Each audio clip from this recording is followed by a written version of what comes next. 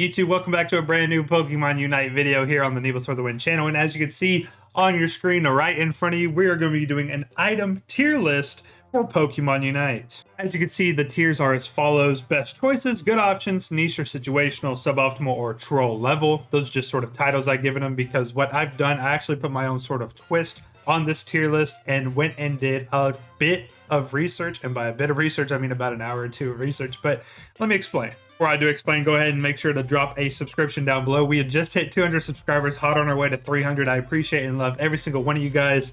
After starting uploading again to YouTube, and I've been doing it daily for the last week, I've seen some tremendous success with the channel. One of my videos caught the algorithm and wrote it pretty well. My Snorlax guide, it's currently at about 5,000 views, which is insane. And my channel was pretty stagnant for around like 160, 170 subs for the last like 2 years. I just didn't upload, or when I did, I'd upload for like a month and stop. Now that we're uploading Pokemon Unite content daily, it shot up to 202 at the time of this recording. Let's make it 300, boys. Question of the day, please answer it down in the comment section below. What is your favorite item or item set to run in Pokemon Unite? And also, would you guys like to see an item tier list for each section of Pokemon, whether it's speedsters, all-rounders, you know, that sort of stuff? If you are interested in that, I can do the same sort of research and everything. So drop a comment down below. Let's get into it. Now, the research went down as I went through 7 sets for all 21 Pokemon in Pokemon Unite.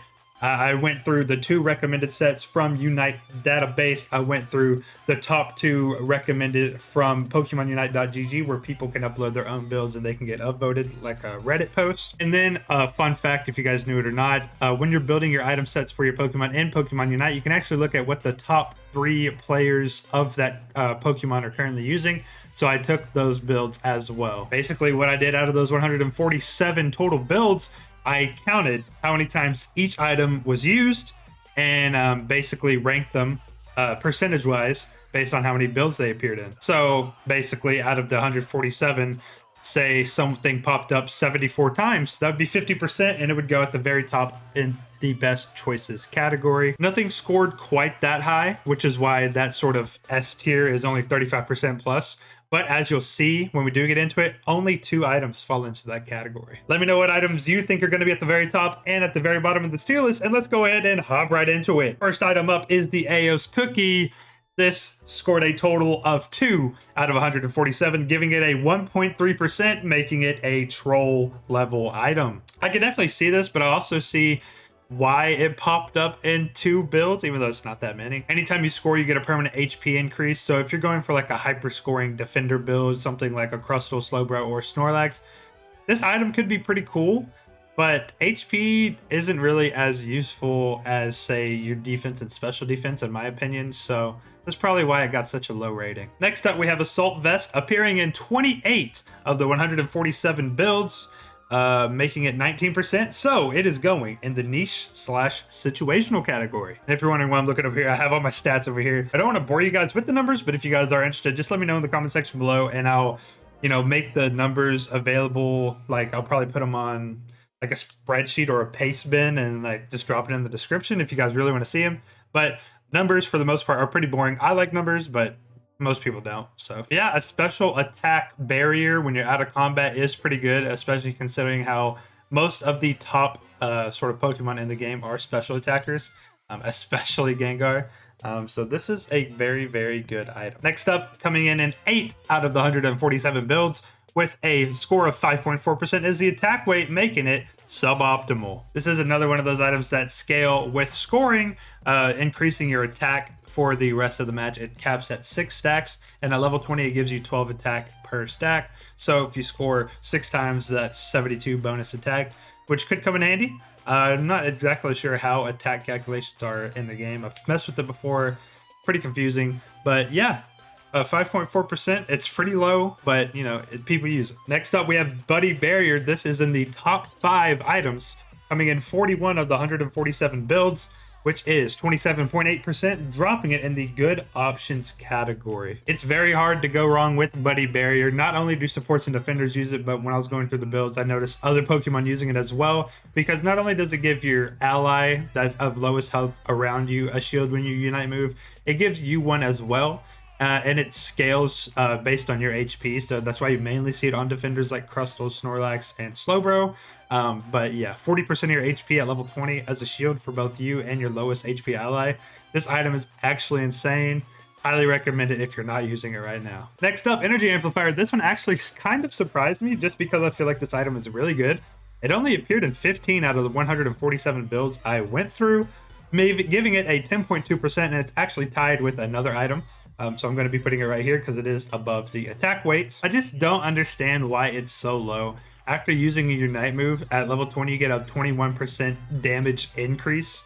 This is insane on any attacker Pokemon, any all-rounder. Probably even speedsters want this as well, just to buff up their, you know, attack power. Definitely on the attackers with the highest attack stats, thus being Gardevoir, Pikachu, and Venusaur, for sure. Also, Energy Amplifier on a Charizard, kind of busted, because you get the Energy Amplifier effects while you're up in the air, burning people. Like, it's kind of crazy. So after that shocker, we have something that probably won't be a shocker. The Experience Share got in 6 of the 147 builds, giving it a 4% even score, making it slightly better than the Aeos Cookie. I may be wrong, but I am almost certain that all 6 builds that I saw this item on were all on Eldegoss. I honestly feel like Eldegoss is the only viable Pokemon that makes sense to run this item, and I'll explain why. Eldegoss is one of the lower damaging supports. I don't have the stats in front of you, but probably the lowest damaging support.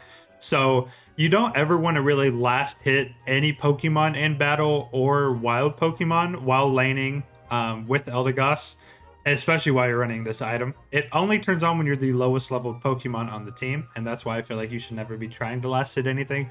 But when it does, at level 20, you're getting 4 experience points per second as long as you're the lowest on the team, which is pretty good. It makes sure you're still in the game, but also making sure that you get your all-rounder or attacker, whoever you're laning with, ahead of the game by feeding them all the farms so they can be 2-3 levels up on your lane. Because Eldegoss, all you really need to do is sit back and heal and shield and stuff. So this item makes sense on that character, but that character alone. Next up, we have the Float Stone. This item actually tied for 3rd place with one other item, giving it a 32.6% score. It appeared in 48 of 147 builds, so it is right above the buddy barrier. This item is everywhere. I saw it on junglers, I saw it on attackers, I saw it on supports, I saw it on defenders, I saw it on everything. Having a bonus attack stat and speed stat on an item, as well as a 20% speed increase while you're out of combat, so you can move around the map faster, so you can get to objectives, get to team fights, etc. This item has a butt ton of utility, and it's another one of those must-use items if your build has room for it. Next up, we have Focus Band. This guy got into 37 out of the 147 builds, making it just squeak into the good options at 25.1%. It is the lowest on this list so far on the good options section, but it is still, you know, a good option. With Focus Band giving you a bonus in special defense and defense and recovering 14% of your HP lost when you drop to low HP for 3 seconds at level 20. This item is absolutely ridiculous. It's great on defenders. I currently run it on Snorlax. I'm a Snorlax main. I feel like it is a great item for him. Any defender, really. With the bonus defense is probably good on the supports because they're quite squishy, and maybe even the junglers and attackers as well. All-rounders, probably not too much. I don't remember every specific Pokemon I saw it on because it did appear in 37 builds, but there you go. Focus Band, good option. Next up in 9 builds, getting a 6.1% score is the Leftovers, making it a suboptimal pick, and it is over the attack weight. There you go. So with the base stats, you get HP and HP recovery. At level 20, you get 2% max HP per second.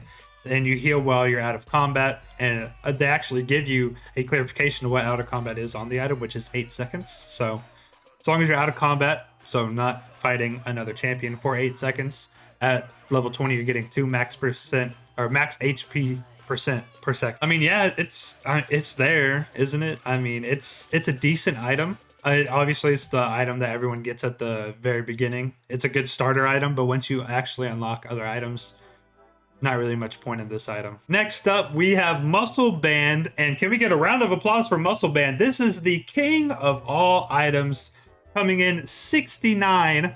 Nice. of 147 builds, giving it a whopping 46.9%, which is an 8% gap over second place. Muscle Band is the item to run in Pokemon Unite. Power of attackers right now, such as Cinderace, Cramorant, and junglers like Gengar, Absol, Zeraora, all-arounders like Charizard, Machamp. This item is just great on all of those characters. Absolutely insane. You're getting a flat attack and attack speed increase while running Muscle Band. And at level 20, as long as they have 3% remaining HP or less, you're doing even more damage to them. I feel like this item is so high right now because of the current meta. As you know, it has only been a week. But I feel like it is very team fight oriented, which is, how a MOBA should be. But I feel like it's also really tuned towards the attack focused Pokemon in specific. Defenders are there. They do a good job. Obviously, as a Snorlax main, I gotta stand by that. And the supports are pretty good as well. I honestly think Eldegoss is the best. Mr. Mime is pretty strong as well.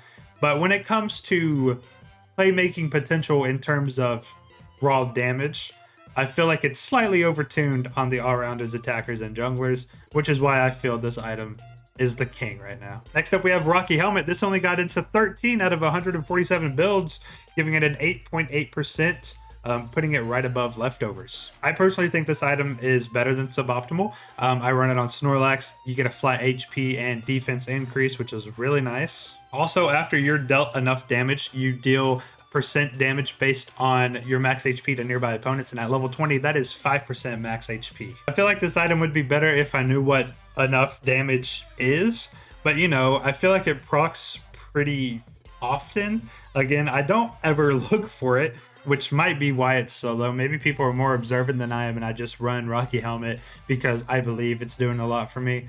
At level 15 Snorlax, anytime it procs, it does at least 500 damage because your max HP is basically 10k by then, which I feel is pretty solid, but maybe it's time to change. Next up, we got Scope Lens. This got 38 out of 147, just one more than the Focus Band, giving it 25.8%, putting it right above Focus Band. I was surprised when I saw this item up so high personally. I felt like it was only really good on Absol just because his entire kit is critical hit related, but when I looked into it, a lot more Pokemon actually can utilize Scope Lens. Cinderace is one, for example, where if Pokemon are on fire, they are more susceptible to critical hits.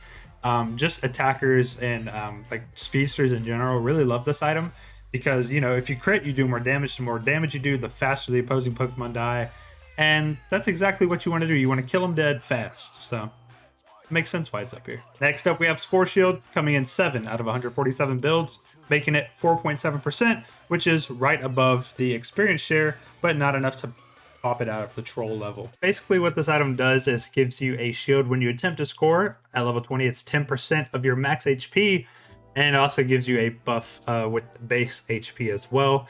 And you can't be interrupted from scoring while this shield is active. So on more defender Pokemon, or Pokemon with just a lot of base HP in general, if you want to go for a hyper scoring build, this item would be pretty good. I can kind of sort of see like a big tanky hyper scoring Snorlax build being like Aeos Cookie, Score Shield, and probably Buddy Barrier.